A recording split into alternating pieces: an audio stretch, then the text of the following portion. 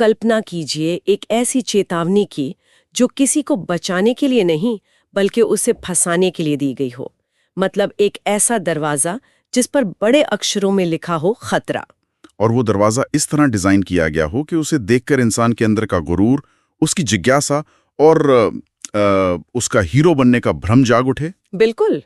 हम इंसानों को लगता है कि हम चेतावनियों को समझकर उनसे बच सकते हैं, है ना?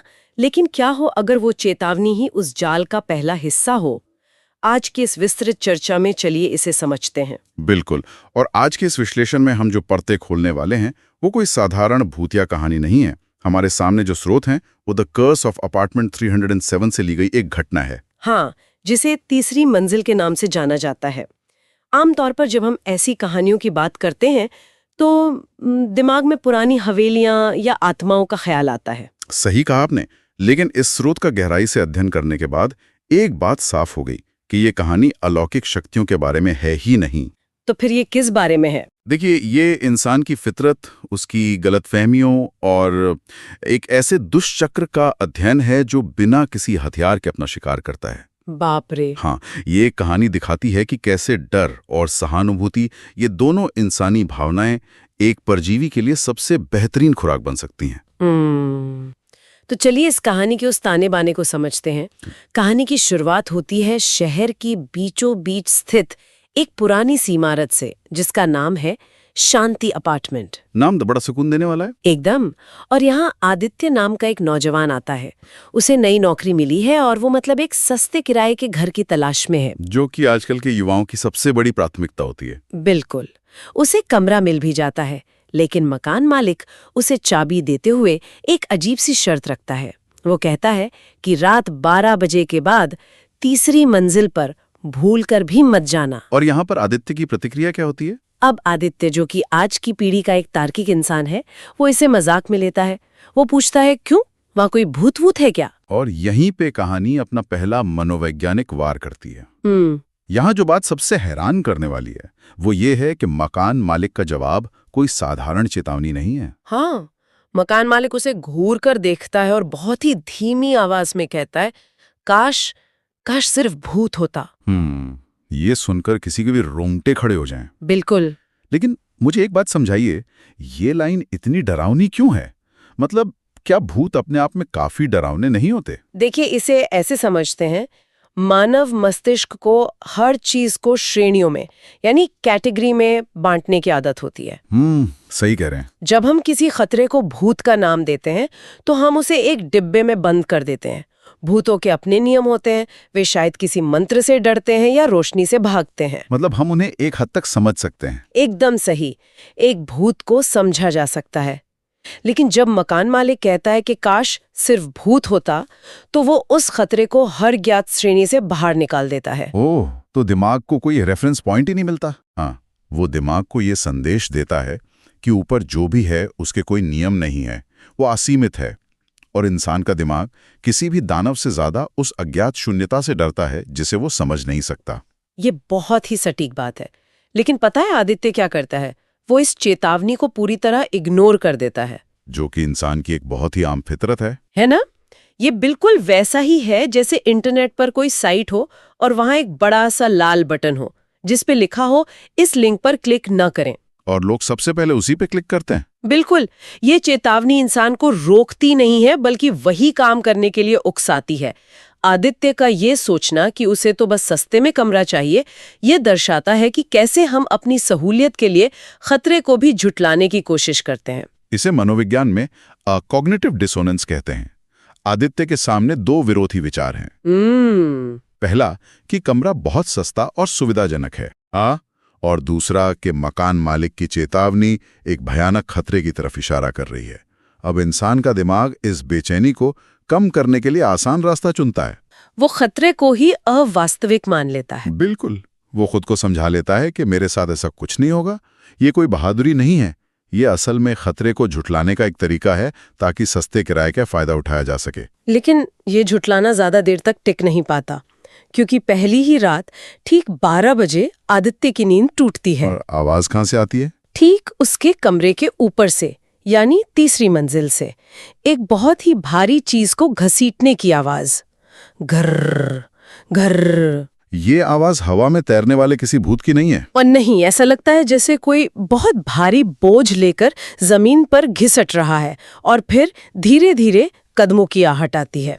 अगली सुबह आदित्य परेशान होकर पड़ोसियों के पास जाता है। स्वाभाविक है, वो उनसे पूछना चाहता होगा कि ऊपर क्या चल रहा है। हाँ, वो पूछता है कि ऊपर कौन रहता है, और यहाँ जो प्रतिक्रिया मिलती है वो उस घसीटने की आवाज से भी ज्यादा परेशान करने वाली है। पड़ोसियों की खामोशी है ना। बिल्कुल सन्नाटा, कोई कुछ बोलना ही नहीं चाहता। काफी जोर डालने पर एक बूढ़ी औरत बड़ी मुश्किल से बताती है कि वहां कोई नहीं रहता। लेकिन आदित्य फिर उस लाइट के बारे में पूछता है। हाँ, वो हर रात जलने वाली पीली लाइट का जिक्र करता है। तो वो औरत कांपते हुए कहती है क्योंकि वो अभी भी वहां है। यहाँ जो बात सबसे हैरान करने वाली है वो ये है कि पड़ोसियों की ये प्रतिक्रिया सामूहिक डर और नॉर्मेलिटी बायस का एक बहुत ही गहरा उदाहरण है। लेकिन एक मिनट, क्या इससे सिर्फ सामूहिक डर कहना सही है? मुझे तो ये सीधा सीधा स्वार्थ लगता है। आप ऐसा क्यों सोचती है? क्योंकि ये पड़ोसी जानते हैं कि उस इमारत में कुछ बहुत ही भयानक है जो किसी की जान ले सकता है। फिर भी वे एक नए किराएदार को आगाह नहीं करते। क्या ये अपनी जान बचाने की एक कायराना कोशिश नहीं है? देखिए, ये देखने में स्वार्थ जरूर लगता है, लेकिन मनोविज्ञान इसे अलग तरह से देखता है। इसे लर्न्ड हेल्पलेसनेस या सीखी हुई लाचारी कहते हैं। सीखी हुई लाचारी मतलब वे हार मान चुके हैं। एकदम सही। जब कोई समूह लंबे समय तक किसी ऐसे खतरे के साए में रहता है जिसे वो हरा नहीं सकता, तो उनका दिमाग उस ट्रॉमा को सामान्य मान लेता है। वे उस खतरे को एक प्राकृतिक आपदा की तरह स्वीकार कर लेते हैं। जैसे अगर कोई किसी ज्वालामुखी के पास रहता हो। हाँ, तो वो रोज ज्वालामुखी से लड़ने की कोशिश नहीं करता। वो बस प्रार्थना करता है कि आज विस्फोट ना हो। बूढ़ी औरत का ये कहना कि वो अभी भी वहां हैं, ये साबित करता है कि वे सभी हार मान चुके हैं।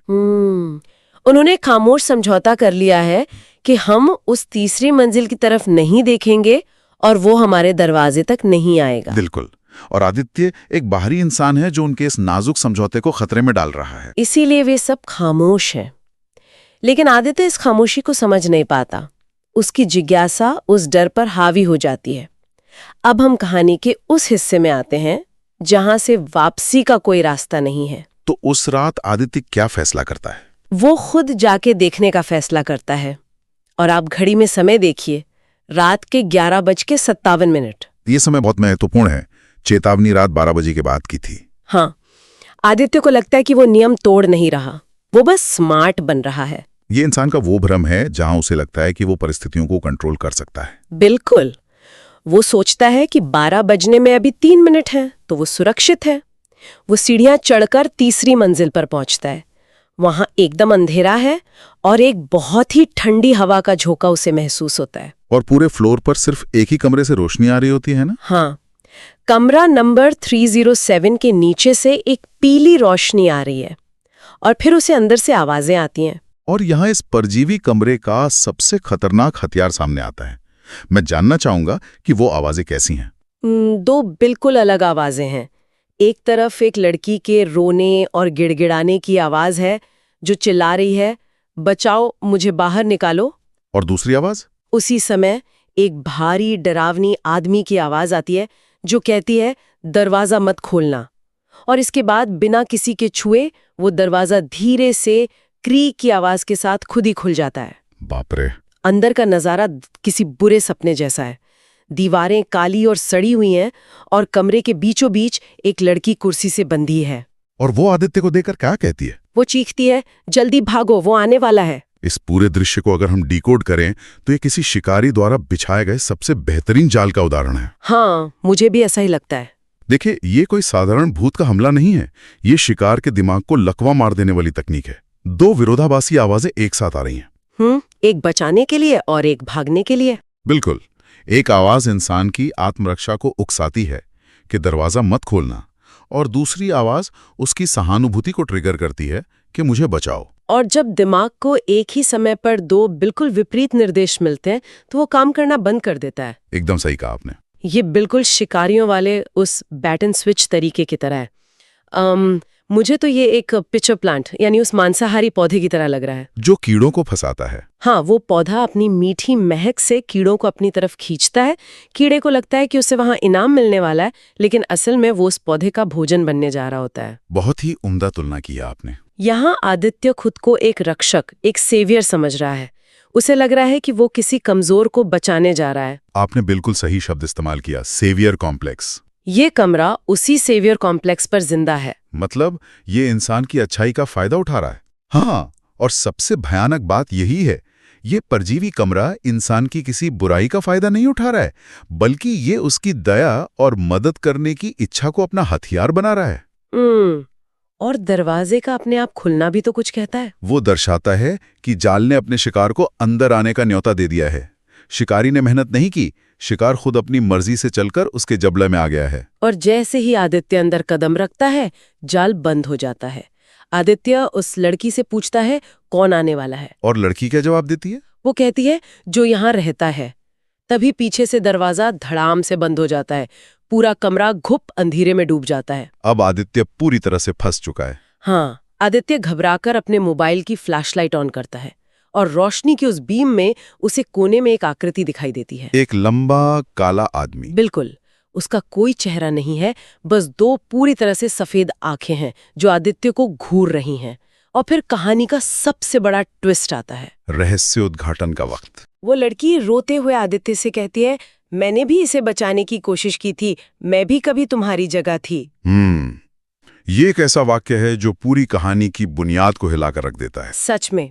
इसके बाद दीवार पर अचानक खून से कुछ अक्षर उभरने लगते हैं। उस पर लिखा होता है, तीसरी मंजिल किसी को जाने नहीं देती। और आदित्य की प्रतिक्रिया क्या होती है? आदित्य दहशत में पीछे मुड़ता है भागने के लिए, लेकिन वहां कोई दरवाजा नहीं है। दरवाजा गायब हो चुका है। वहां सिर्फ एक ठोस ठंडी दीवार है। मतलब बाहर निकलने का रास्ता बंद। हाँ, और जब वो फ्लैशलाइट वापस उस काले आदमी पर डालता है तो वो आदमी धीरे धीरे अपना चेहरा उठाता है। आदित्य के गले से एक भयानक चीख निकल जाती है। क्योंकि वो चेहरा किसी अनजान राक्षस का नहीं था। वो चेहरा खुद आदित्य का था। आदित्य अपने ही हमशक्ल को वहां खड़ा देख रहा था। इस हमशक्ल या डॉपलगैंगर कंसेप्ट का इस्तेमाल इस कहानी को एक मास्टरपीस बनाता है। दुनिया भर की लोक कथाओं में अपना ही हमशक्ल देखना मृत्यु का संकेत माना जाता है ना? बिल्कुल, लेकिन इस मनोवैज्ञानिक थ्रिलर में डॉपलगैंगर सिर्फ मौत का प्रतीक नहीं है, वो कुछ और ही दर्शा रहा है। लेकिन मैं यहाँ थोड़ा उलझ गई हूँ। क्या आदित्य सच में अपने आप को देख रहा था?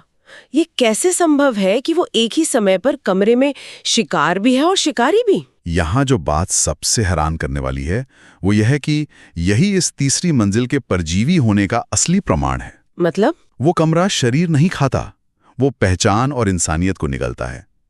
जब लड़की कहती है कि मैं भी कभी तुम्हारी जगह थी, तो इसका सीधा मतलब है कि वो लड़की भी कभी एक सामान्य इंसान थी जो किसी को बचाने अंदर आई थी। ओह, तो जो राक्षस आदित्य के सामने खड़ा है वो दरअसल वो इंसान है जो उस लड़की से पहले उसे बचाने आया होगा। हे भगवान, मतलब जो राक्षस आदित्य को दिख रहा है वो असल में आदित्य का अपना ही भविष्य है। एकदम सही पकड़े हैं। तीसरी मंजिल एक ऐसी फैक्ट्री है जो रक्षकों को राक्षसों में बदल देती है। बाप रे! जो इंसान बचाने के इरादे से अंदर आता है, कमरा उसकी सकारात्मक ऊर्जा और सहानुभूति को सोख लेता है। दरवाजे का गायब होना इसी बात का प्रतीक है कि वहां से बाहर जाने का कोई भौतिक रास्ता नहीं है। हाँ, बाहर निकलने का सिर्फ एक ही तरीका है, अपनी इंसानियत खो देना और खुद वो खौफ बन जाना जिससे आप लड़ना चाहते थे। तो आदित्य ने जो अपना चेहरा देखा वो कोई जादू नहीं था? नहीं, वो कमरे द्वारा दिखाया गया एक आईना था कि अब तुम क्या बनने वाले हो। ये तो सच में रूह कंपा देने वाला है। इसका मतलब है कि वो घसीटने की जो आवाज आती थी वो कोई भूत नहीं था। बिल्कुल नहीं। वो शायद उस पिछले इंसान का संघर्ष था जो धीरे धीरे अपनी इंसानियत खो रहा था और उस कमरे में कैद था। मतलब जो बचाता है वो अगला राक्षस बन जाता है और जो बचता है वो अगला चारा बन जाता है। ये एक अंतहीन संक्रमण है, एक ऐसा सिस्टम जो लगातार अपने पुर्जे बदल रहा है। और इस बात की पुष्टि कहानी के बिल्कुल अंत में हो जाती है। अगली सुबह क्या होता है? अगली सुबह जब पुलिस उस अपार्टमेंट में आती है तो उन्हें कमरा नंबर 307 में कोई नहीं मिलता। वहां ना तो वो लड़की है, ना वो सफेद आंखों वाला हमशक्ल और ना ही आदित्य का कोई नामो निशान है। तो क्या मिलता उन्हें? उन्हें मिलती है तो बस एक चीज, उस सड़ी हुई दीवार पर ताजे खून से लिखा हुआ एक नया नाम, आदित्य। और फिर उसी रात, ठीक उसी समय, तीसरी मंजिल के उस कमरे में फिर से वो पीली रोशनी जल उठती है। नीचे शांति अपार्टमेंट में एक नया किराएदार आता है और वो ठीक वही पुराना सवाल पूछता है। ऊपर कौन रहता है? इसे एक परफेक्ट लूप कहते हैं, एक ऐसा चक्र जिसकी ना कोई शुरुआत नजर आती है और ना ही कोई अंत। ये लूप सबसे ज्यादा डरावना इसलिए है क्योंकि यहाँ बुराई को हराया नहीं जा सका। अक्सर कहानियों में नायक बुराई का अंत कर देता है या फिर बुराई नायक को खत्म कर देती है, लेकिन यहाँ बुराई ने बस अपना चेहरा बदल लिया। हाँ, नया नाम आदित्य। दीवार पर इस बात की घोषणा है कि अब इस चक्र का नया पहरेदार तैयार है। बिल्कुल, दीवार पर लिखा नाम ये पुख्ता करता है कि सिस्टम ने अपना पुराना ईंधन जला दिया है और अब आदित्य उस खाली जगह को भर चुका है। और नया किराएदार जो सवाल पूछ रहा है वो इस बात का संकेत है कि नया चारा भी आ चुका है। एकदम सही। जिज्ञासा कभी खत्म नहीं होती, इसलिए इस पर जीवी की भूख भी कभी खत्म नहीं होगी। इस पूरी कहानी के ताने बाने को देखकर एक बात तो साफ हो जाती है कि इंसान का ये विश्वास कि वो हर खतरे से पार पा सकता है कई बार उसकी सबसे बड़ी कमजोरी बन जाता है। बिल्कुल। और इस घटना में तीसरी मंजिल ने किसी को जबरदस्ती पकड़कर अंदर नहीं खींचा। हाँ, उसने सिर्फ एक रहस्य पैदा किया और इंसान की जिज्ञासा ने बाकी का काम खुद कर दिया। हम अक्सर सोचते हैं कि हम मुसीबत में फंसे लोगों को बाहर निकाल लेंगे, लेकिन कई बार वो दलदल इतना गहरा होता है कि वो हमें ही अपना हिस्सा बना लेता है। सही बात है। और ये हमें इस पूरी चर्चा के सबसे परेशान करने वाले पहलू की तरफ ले जाता है। अच्छा। हाँ, एक ऐसा विचार जो इस कहानी के पूरे अर्थ को ही पलट कर रख सकता है। ऐसा कौन सा विचार है? देखिए जरा, इस पूरी प्रक्रिया के ढांचे पर दोबारा गौर कीजिए। लड़की कहती है कि वो किसी और को बचाने आई थी। हाँ, और आदित्य उस लड़की को बचाने गया। और अंत में आदित्य खुद वो सफेद आंखों वाला राक्षस बन गया। तो अगर हम इस कड़ी को बिल्कुल शुरुआत तक लेकर जाएं, तो क्या ये संभव है कि उस तीसरी मंजिल पर असल में कभी कोई राक्षस था ही नहीं? ये आप क्या कह रहे हैं? अगर राक्षस नहीं था तो ये सब शुरू कैसे हुआ? क्या ये मुमकिन है कि वो कमरा हमेशा से सिर्फ एक खाली सूना कमरा रहा हो? एक खाली कमरा? हाँ, एक ऐसी खाली जगह जो सिर्फ एक आईने की तरह काम करती हो। इंसान की अपनी घातक जिज्ञासा, उसका अपना डर और मैं सबको बचा सकता हूं वाला अहंकार उस खाली कमरे में जाता है और वो खुद ही वहां का पहला राक्षस बन जाता है। बाप रे, ये तो बहुत ही भयानक विचार है। ये विचार डरावना इसलिए है क्योंकि इसका मतलब है कि वो इमारत असल में शिकार कर ही नहीं रही है। कोई अलौकिक शक्ति इंसान के पीछे नहीं पड़ी है। बिल्कुल नहीं, बल्कि इंसान खुद अपनी मर्जी से अपनी अनियंत्रित जिज्ञासा के हाथों मजबूर होकर एक खाली कमरे को हर बार एक नया राक्षस सौंप रहा है। ओ, मतलब हम उस जगह से डर रहे हैं जबकि असली खतरा तो वो इंसान खुद है जो उस दरवाजे को खोलने का फैसला करता है। एकदम सही। मतलब बुराई बाहर नहीं है, वो हमारे अंदर ही इंतजार कर रही है बस सही ट्रिगर मिलने का, और उस खाली कमरे ने बस वो ट्रिगर दे दिया। यही इस कहानी का सबसे गहरा सच हो सकता है। क्या गजब का नजरिया है। तो सुनने वालों के लिए ये एक बहुत बड़ा सवाल है। अगली बार जब भी कोई ऐसा दरवाजा दिखे जिस पर लिखा हो कि उसे नहीं खोलना चाहिए, तो ये सोचना जरूरी है कि क्या वो दरवाजा सच में किसी खतरे को अंदर बंद रखने के लिए है, या फिर वो इसलिए बंद है ताकि हमारे अंदर का खतरा बाहर ना आ सके। इसी गहरे और रूह कपा देने वाले सवाल के साथ हम आज के सफर को यहीं रोकते हैं। सोचने के लिए बहुत कुछ है सच में, खासकर तब जब रात के 12 बजने वाले हो।